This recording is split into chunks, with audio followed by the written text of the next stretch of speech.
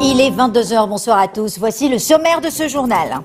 Match nul entre la Renaissance de Berkane et le club égyptien Zamalek qui s'affrontent en ce moment même à Alexandrie pour la finale. Les deux clubs sont passés au tir au but. Victoire des formations populistes poussées des Verts ou participation en hausse, les électeurs européens se sont mobilisés ce dimanche pour dessiner un parlement largement renouvelé qui relègue les partis au pouvoir au second plan. L'escapade ramadanesque nous emmène ce soir à Ouarzazate. C'est là où la Chambre internationale des jeunes a organisé la 4e édition du Ftor for Peace. Le thème de cette année est l'Inde. Le flamenco dans la page culturelle, un spectacle de cet art andalou né au XVIIIe siècle a été organisé au jardin Champ de course à Fès. Un concert pour présenter les jeunes talents férus de cette danse. Je vous le disais à l'instant, match nul entre la Renaissance de Berkane et le club égyptien Zamalek qui s'affrontent en ce moment même en Égypte, à Alexandrie plus précisément. Les deux clubs sont passés au tir au but.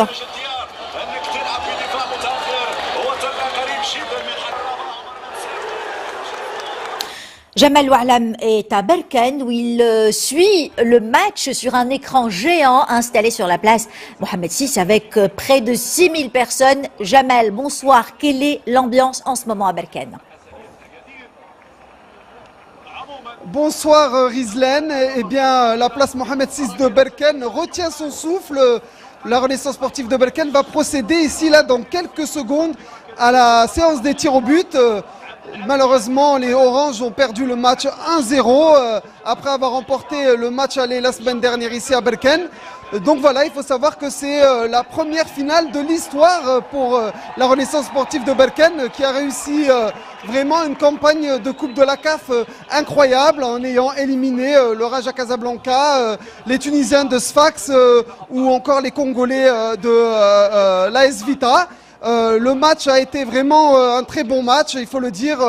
Les Oranges ont donné tout dans la bataille. Malheureusement, grâce au VAR, donc à la vidéo assistée, eh bien l'arbitre a donné un penalty que les Égyptiens ont transformé à la 55e minute. Donc voilà, un partout sur l'ensemble des deux matchs. Nous allons procéder tout de suite à la séance des tirs au but. Et puis Rizlen, on se retrouve à la fin du journal ou un peu après en espérant vous annoncer la belle nouvelle, la grande nouvelle de la victoire historique de la Renaissance. Tout à fait, Jamal. On se retrouve tout à l'heure au coup de sifflet final du match. Et la finale allée de la Ligue des Champions continue de faire parler d'elle 48 heures plus tard. Après le WAC, c'est au tour de la Fédération royale marocaine de football de monter au créneau. Elle a envoyé une lettre à la Confédération africaine de football pour protester contre l'arbitre du match Wydad de Casablanca, Espérance sportive de Tunis. Une confrontation qui s'était soldée sur le score nul d'un but partout. Les détails avec Adi. Nous ouvrons la page internationale de l'Algérie où la situation est devenue encore plus confuse aujourd'hui autour de la présidentielle prévue le 4 juillet. Un scrutin catégoriquement rejeté par le mouvement de protestation et dont la tenue apparaît plus incertaine. À l'expiration du délai légal hier à minuit, le Conseil constitutionnel a annoncé avoir enregistré le dépôt de 2 dossiers uniquement, des candidatures et qui ont de maigres chances d'être validées. Amina Benhalak. Les présidentielles du 4 juillet continuent de cristalliser la colère de la rue algérienne. Du côté de la classe politique, ces élections ne suscitent aucun engouement non plus, car à l'expiration du délai légal hier soir du dépôt de dossier, le Conseil constitutionnel n'a reçu que 2 candidatures auprès de son secrétariat général. Il s'agit de Abdelhakim Hamadi et Hamid Touahri, 2 inconnus avec de faibles chances de pouvoir se présenter. Leur candidature devrait être annulée car elle pourrait se heurter aux conditions fixées par la loi électorale, à savoir l'obligation d'obtenir 60 000 parrainages d'électeurs ou 600 signatures d'élus. Et c'est dans ce contexte d'incertitude quant à la tenue des élections présidentielles que les enquêtes préliminaires portant sur 12 anciens responsables algériens ont été bouclées et leur dossier transmis à la Cour suprême. Parmi ces personnalités proches de l'ancien président, les ex-premiers ministres Abdelmalek Sellal et Ahmed Ouihia, tous deux accusés d'abus de fonction et d'avoir bénéficié d'avantages non justifiés dans le domaine des marchés publics. Les forces populistes et eurosceptiques jusque-là écartées marquent des points dans la plupart des pays européens et pourraient prétendre cette fois à former une véritable coalition dans le nouvel hémicycle. En France, le Rassemblement national arrive en tête avec un score qui serait compris entre 23 et 24% des voix. Il devance la liste de la majorité présidentielle. En Allemagne, la coalition d'Angela Merkel au pouvoir reste en tête, mais l'AfD d'extrême droite atteint son objectif avec plus de 10%. En Hongrie, le parti souverainiste de Viktor Orban arriverait largement en tête, crédité d'une victoire écrasante avec 56% des suffrages. Et en Italie, les sondages donneraient également la Ligue du Nord de Matteo Salvini au-dessus des 35% d'intention de vote. Déjouant les pronostics, les électeurs européens se sont massivement rendus aux urnes. La participation atteindrait 51% dans 27 pays de l'Union selon les chiffres communiqués par le Parlement de Bruxelles. Et en Belgique, ce scrutin a accentué le morcellement du paysage politique. En Flandre, l'extrême droite a connu une forte poussée. C'est ce que redoutaient les Belges d'origine marocaine, une des plus importantes communautés de ce royaume et qui est estimée à plus de 650 000 personnes. Rita Sarr. Une file d'attente quasi interminable. Tôt ce matin, ce bureau de vote de Molenbeek, l'une des 19 communes bruxelloises, a été pris d'assaut par un grand nombre d'électeurs. Des Belges d'origine diverses, notamment des Marocains qui espèrent, grâce à leur vote, faire barrage à l'extrême droite. Donc nous avons voté pour un parti qui nous convient, qui essaye de faire un maximum pour nous, les musulmans, et qui nous défend, nous, les jeunes, en ce qui concerne l'emploi, la jeunesse, les convictions de tout à chacun. La neutralité tout à fait, mais voilà, tout à chacun a le droit d'être comme il est. Nos électeurs d'origine marocaine sont intelligents pour bien choisir le parti pour qui voter, pour bien choisir les candidats pour qui voter, des candidats qui défendent tout d'abord la qualité de l'enseignement, la qualité de logement, la défense de la discrimination à l'embauche. En Belgique, la montée des eurosceptiques, notamment des partis Vlaams Belang et NVA, inquiète de nombreux électeurs. Dans la rue, militants et bénévoles s'activent depuis plusieurs semaines pour tenter de changer la donne. Bien sûr, toute montée de l'extrême droite, c'est un risque pour toute la population confondue, que ce soit des Belges d'origine étrangère ou bien des Belges de souche. Au niveau européen, on voit que le populisme prend de l'ampleur et donc je pense qu'aujourd'hui, il faut essayer de couper l'herbe sous les pieds des populistes. Et donc c'est un scrutin qui est essentiel évidemment pour l'ensemble des gens issus de l'immigration. Aujourd'hui, 8 millions de Belges étaient attendus aux urnes pour élire leurs eurodéputés ainsi que leurs représentants au niveau régional et fédéral. Outre Kievrin, je vous le disais il y a quelques instants, la formation d'extrême droite française du Rassemblement national est arrivée en tête. Le parti de Marine Le Pen a réussi à devancer la liste de celle du président Emmanuel Macron. La formation écologiste Europe Écologie Les Verts a pour sa part fait une percée en se hissant à la 3e place. Tout cela dans un contexte de forte hausse de la participation des Français de la métropole. Leurs compatriotes à l'étranger se sont aussi déplacés aux urnes. Au consulat de France, on attendait ce dimanche à Marrakech 5800 électeurs. Lahsan Houban, le récit est de Amina Benkhalak. Pour ces Français établis au Maroc, accomplir leur devoir de citoyen est presque une obligation. Ici au consulat général de France de la Ville-Ocre, certains ont attendu plusieurs dizaines de minutes avant de déposer leur bulletin dans les urnes. En effet, à Marrakech, comme dans de nombreuses autres villes du royaume, notamment Oujda et Casablanca, le taux de participation était inattendu, des chiffres en hausse par rapport aux estimations. Mon objectif principal et pourquoi je suis venu voter, c'est parce que je pense que la planète va très mal et qu'il faut absolument élire des gens qui vont faire quelque chose. Les objectifs pour l'Europe, c'est aussi les relations ensuite entre l'Europe et l'Afrique, qui pour moi est très important, puisque la passerelle africaine et européenne est pour nous, en tout cas, le bon exemple, le parfait exemple. Pour moi, c'était important de voter, même si j'habite ici depuis 7 ans maintenant. Et puis, je trouve que c'est un devoir citoyen de s'exprimer sur des enjeux importants. À Marrakech, près de 5800 électeurs étaient appelés aux urnes aujourd'hui, des citoyens français et européens qui aspirent à plus de changements dans l'Union des 28. Pour eux, chaque vote compte. Le bureau de vote, en fait, au consulat général, nous avons 2 bureaux de vote qui sont ouverts de 8h du matin jusqu'à 18h. Et à l'issue, nous allons procéder aux opérations de ce qu'on appelle le dépouillement. Donc on va compter, on aura comme ça connaissance de quel parti aura récolté combien de voix, également du taux de participation et donc par déduction du taux d'abstention. Les élections européennes dépassent les frontières du vieux continent. Au Maroc, près de 40 000 électeurs français sont appelés à voter, tout comme leurs compatriotes. Un scrutin qui vise à élire pour 5 ans les 751 membres du Parlement européen. La promotion de la situation des enfants à travers le Parlement des enfants, c'est ce qu'ont discuté hier les anciens membres de cette instance autour d'une table de rupture de jeunes. L'événement a été organisé par l'Observatoire national des droits de l'enfant, présidé par son Altesse royale la princesse Lalla Mariam à Casablanca. Cette rencontre a été l'occasion de mettre en place des représentations et des relais dans toutes les régions du royaume. Amina Ben Khalak, Ahmed Makki. Autour de ces tables, des députés en herbe, ce sont les membres du club des anciens du Parlement de l'enfant, une institution nationale qui compte 4000 jeunes marocains de toutes les régions du royaume. Leurs représentants se sont réunis le temps d'un ftour pour parler des prochaines actions à entreprendre. Cette rencontre nous permettra de revoir la structure du club. Nous allons également pouvoir définir de nouveaux objectifs en faveur de l'enfance marocaine.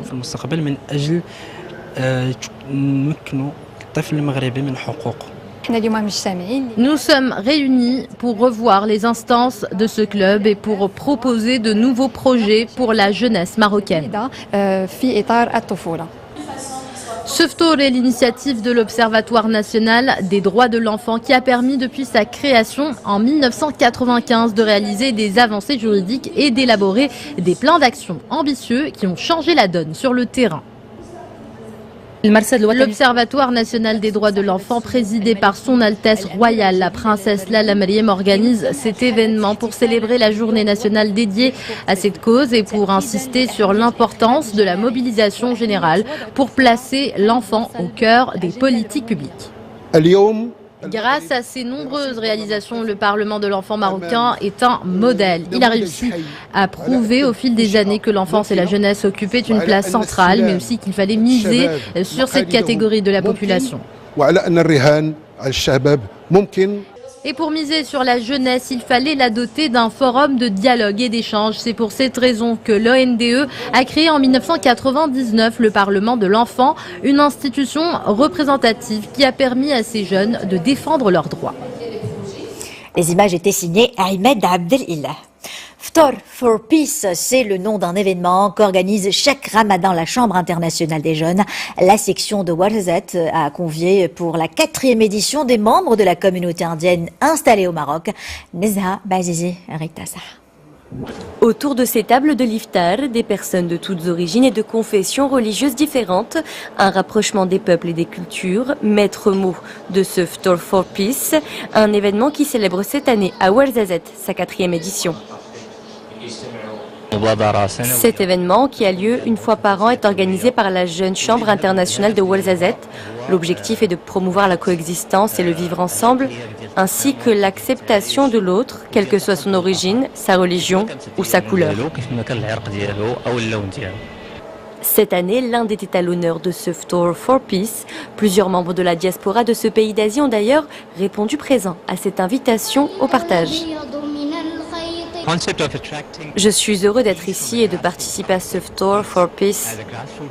J'ai rencontré des personnes de tous horizons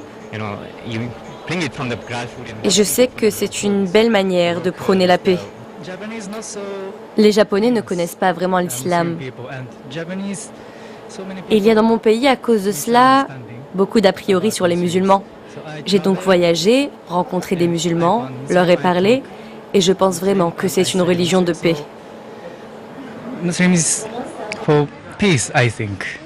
En fin de soirée, les participants ont assisté à une pièce de théâtre représentant l'entraide et le rapprochement entre les peuples et les religions, un instant rempli de symboles à l'image de ce Ftour for Peace.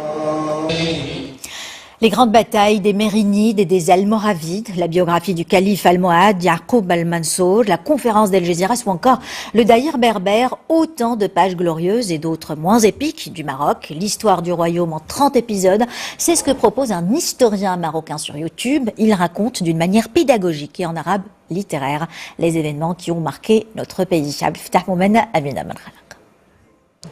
Yuqalu inna, littéralement, on raconte que, une manière ludique d'en apprendre plus sur l'histoire du Maroc. Cette série virtuelle propose aux internautes de voyager dans le temps grâce à des illustrations, des cartographies ou encore des pièces d'archives. Initié par le chercheur marocain au CNRS, Mohamed Nabil Mouline, ce manuel virtuel est en langue arabe et est diffusé sur la toile. Mettre à la disposition du grand public, en 30 épisodes de 10 minutes chacune, les différentes phases de l'histoire du Maroc. 4 épisodes ont déjà été postés, des capsules de 10 minutes chacune qui ont pour objectif de vulgariser l'histoire avec un grand H auprès de tous. L'histoire du Maroc sur les plateformes vidéo sur Internet est un concept innovant pour les étudiants et les professeurs ou même les simples curieux. C'est une bonne initiative. Ce genre de vidéos nous permettent d'en apprendre plus sur l'histoire de notre pays en quelques clics seulement. Ces vidéos faciliteront la compréhension des jeunes qui veulent mieux connaître l'histoire de leur pays. Les épisodes évoquent différents événements ou personnalités de diverses périodes de l'histoire du Maroc jusqu'à l'époque contemporaine. Kili, tout petit, lit toute sa vie, disait l'auteur de littérature de jeunesse française Roland Cosse. C'est cet esprit qui a encouragé les instituts français du royaume à concevoir le printemps des livres jeunesse du Maroc. Pendant 3 jours, des auteurs, des illustrateurs et des conteurs ainsi que des libraires et des musiciens accompagnent les plus jeunes dans une nouvelle édition, la 9e cette année. Nous allons voir ce reportage à l'Institut français de Meknès avec Sarah Jabri Driskoen. Des comptines, des contes africains, des bandes dessinées et des livres interactifs qui stimulent la curiosité des enfants. Ala et sa copine se perdent dans la bibliothèque de la Cigogne volubile, un espace aménagé pour transmettre le plaisir et la passion de lire aux enfants. On a aimé ces livres qui sont pour l'élevage des enfants et qui sont pour la croissance du cerveau. La présentation d'abord, les enfants, l'envie de lire. Il y a la culture. Je fais partie de l'ancienne culture. Pour sa 9e édition, la Cigogne volubile, le printemps des livres jeunesse au Maroc, célèbre le conte africain. À l'Institut français de Meknès, les enfants âgés de 4 à 12 ans ont exploré cet univers merveilleux à travers des livres mais aussi des spectacles de contes et des déambulations circassiennes. C'est une belle initiative. Nos enfants se divertissent, découvrent et apprennent de nouvelles choses. Et c'est ponctué de rencontres de spectacles le soir, de contes évidemment, puisque c'est mis sous le thème du conte et Afrique. Et bien sûr, toutes les rencontres de projets portés par les écoles tous les matins.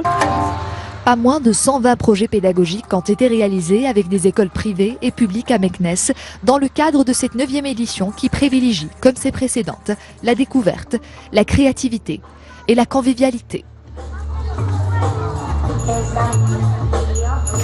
Et c'est avec le son des castagnettes et des claquettes qui nous viennent de l'autre côté de la Méditerranée, de la péninsule ibérique, que nous terminons cette édition. Le flamenco, un spectacle de cet art andalou, né au XVIIIe siècle, a été organisé au Jardin Champ de Course à Fès, un concert pour présenter les jeunes talents férus de flamenco. Sarah Jabri Driskoen. Dans la ville de Fès, Badr Azzoubi est connu pour sa passion pour la guitare, un instrument de musique qu'il a découvert tout petit et qui ne le quitte plus. Ce soir-là, il donnait le concert le plus important de sa jeune اللي غادي نديرو فيه 2 بارتي Il y aura une partie solo et une partie en groupe et j'espère que le public appréciera. C'est une belle opportunité pour moi de partager ma passion pour le flamenco et la musique espagnole. L'événement flamenco, le guitariste اللي غادي يلعب تبارك الله c'est un prodige, il est encore jeune وعنده le talent ديالو خاطر بزاف. Mettre en lumière des artistes émergents, dénicher des talents exceptionnels et leur offrir parfois leur tout premier tremplin, c'est l'objectif de la jeune association Musicult pour l'art et la culture, qui a aussi organisé cette soirée pour faire découvrir aux Fassi les sonorités espagnoles traditionnelles. Ça fait plaisir de voir ce genre de spectacle dans un lieu public, dans le parc de l'Amérique latine, ici à Champ de Course. Et donc c'est un genre musical qui est très spécial. C'est une récitale. هو حفل ماشي بحال لي زيفينمون اللي كيداروا هنايا، حفل سبيسيال شي شويه حيت فيه فلامينكو، شي حاجه خارجه شويه على تراديسيونيل. Un spectacle musical tendre et romantique en plein air qui a su emporter les mélomanes.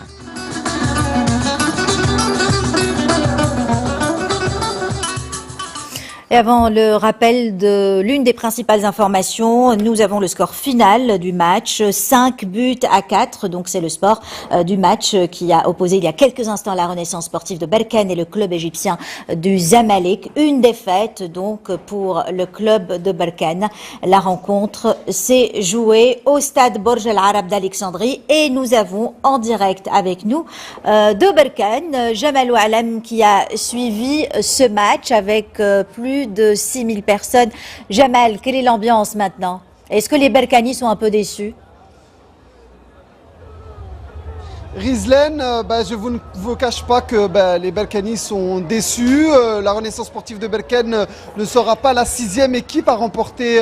La 6e équipe marocaine a remporté une Coupe d'Afrique.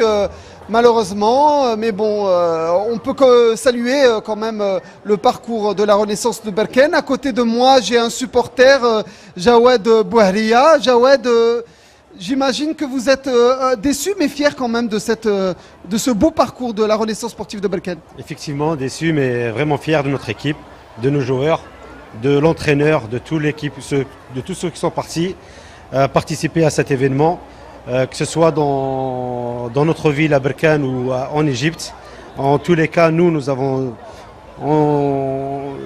déjà gagné d'avance, quoi qu'il en soit le résultat, parce que vraiment l'équipe elle a fait un très très bon parcours.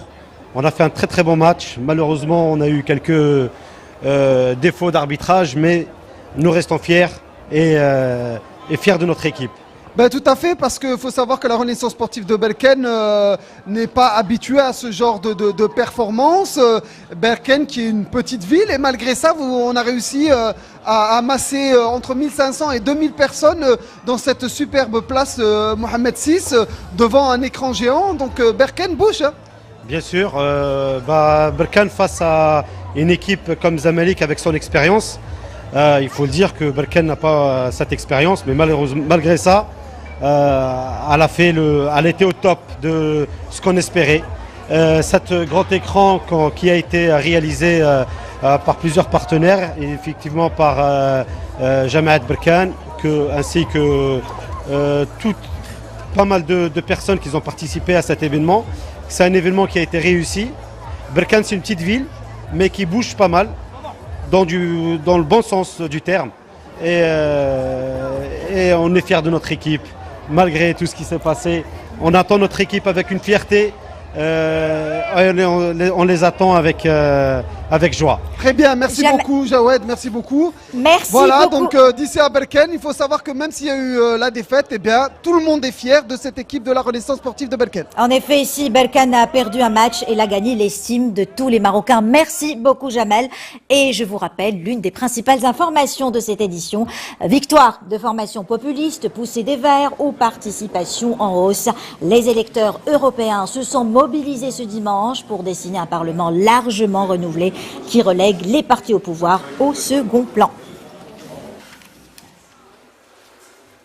Voilà pour l'information de ce dimanche. Merci de votre attention. Le retour de l'information en langue arabe avec Hicham Radfaoui à minuit. Puis demain, c'est Mehdi Soufiane qui vous présentera le 22h. Excellente semaine à tous.